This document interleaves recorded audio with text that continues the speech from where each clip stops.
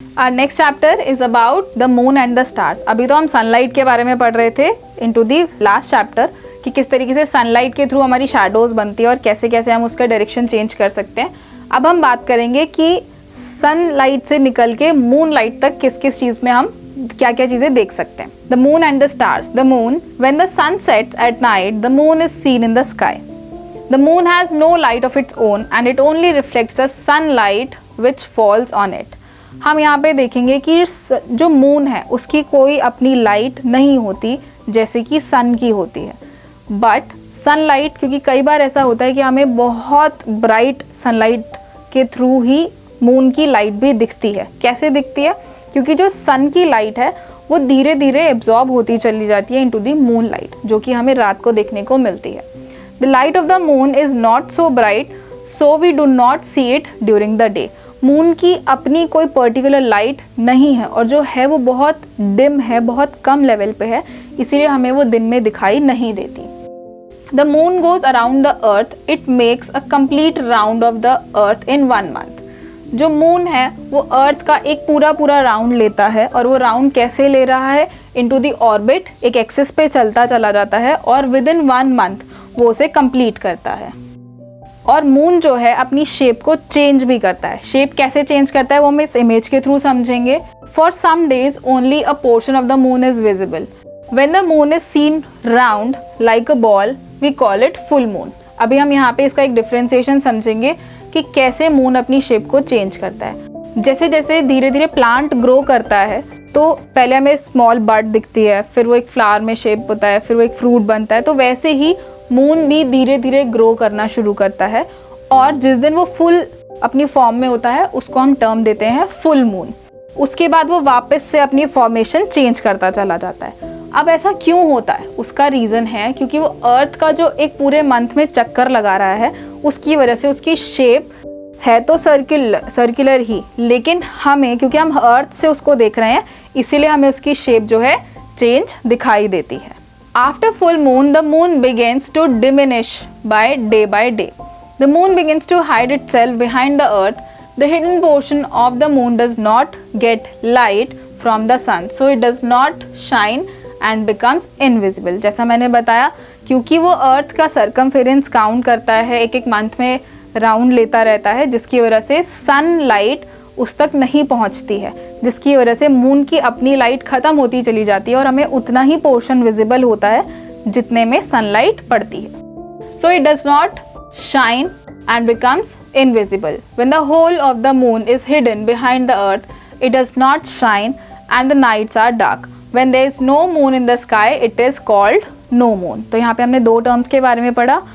एक होता है full moon and the other one is no moon. No moon comes after 14 days of the full moon. तो full moon जब दिखता है, आपको एक पूरा चंद्रमा आपको दिख रहा है, उसके विद इन 14 days में एक नो मून टाइम आता है जब आपको आसमान में चांद दिखाई नहीं देगा. A no moon is like a bow. It is seen on the next day after the no moon. All these different shapes of the moon are called phases of the moon. जो हमने अभी इस image को यहाँ पे देखा, which is we called phases of the moon. क्यों phases क्यों है? क्योंकि वो अलग अलग शेप्स में हमें दिखाई दे रहे हैं. The moon has no air और water. There are only rocks, mountains and dust everywhere on it. The surface of the moon is very rough and life is not possible on the moon. और यही एक reason है कि moon एक ऐसा, इसको हम प्लैनेट भी नहीं बोल सकते, और रीज़न क्योंकि इस पर लाइफ एग्जिस्ट नहीं करती है. अब बात करते हैं स्टार्स की, जिसकी वजह से हमें जो है हमारा स्काई बहुत सुंदर दिखाई देता है, क्योंकि स्टार्स जो है एक ट्विंकलिंग ऑब्जेक्ट है जो कि हमें स्काई में दिखते हैं. We see the stars twinkling in the sky at night. The stars are round, glowing bodies. They are very hot. They are very big. They do not move, and the stars are very far away from us. The light of the stars reaches us in several years. जितने भी हमें stars दिखाई देते हैं, पहली बात तो stars एक ग्लोइंग बॉडी है. स्टार की कोई पर्टिकुलर अपनी शेप एक्चुअली में नहीं होती है.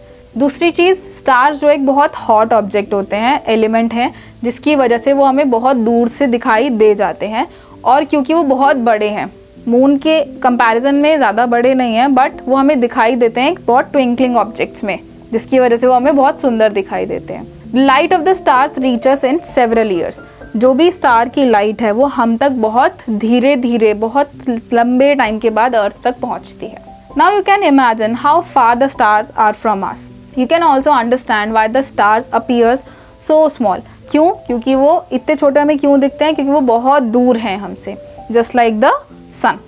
The light of the stars that reaches us is very dim in the day time, the sunlight is very bright. जैसा कि हमने मून में रीज़न पढ़ा कि मून की लाइट अपने आप में ही बहुत डिम है, जिसकी वजह से हमें वो सनलाइट में दिखाई नहीं देता। वही सिमिलर रीज़न है कि हमें स्टार्स की लाइट भी हम तक बहुत टाइम बाद पहुंचती है, क्योंकि सनलाइट इतनी ब्राइट होती है। So their dim light is not seen in the bright light of the sun, that is why we do not see them during the day time. Now let's take a quick recall.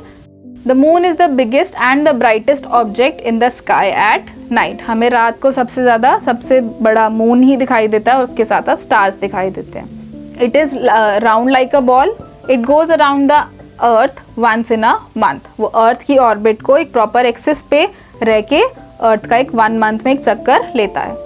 It does not have light of its own. Moon की अपनी कोई light नहीं है, सन की जो light उस पर पड़ती है उसकी वजह से वो शाइन करता है। It shines with the light of the sun. The phase of the moon changes day by day. The stars are very big, glowing hot bodies. Most of the stars are 1,000 times bigger than the sun. The stars are round in shape. The stars are very far away from us, so they appear so small to us. जैसा हमने पढ़ा कि stars जो है हमसे और बहुत ज़्यादा दूर हैं, जिसकी वजह से sun और moon हमें फिर भी बहुत easily visible होते हैं, लेकिन stars visible नहीं होते हैं। Since the stars are very far away from us, we get very dim light from them. The stars are not visible in the bright light of the sun. और क्योंकि stars की अपनी जो light है वो हम तक बहुत several years के बाद पहुंचती है, जिसकी वजह से sun की light में वो कहीं ना कहीं ख़त्म हो जाती है।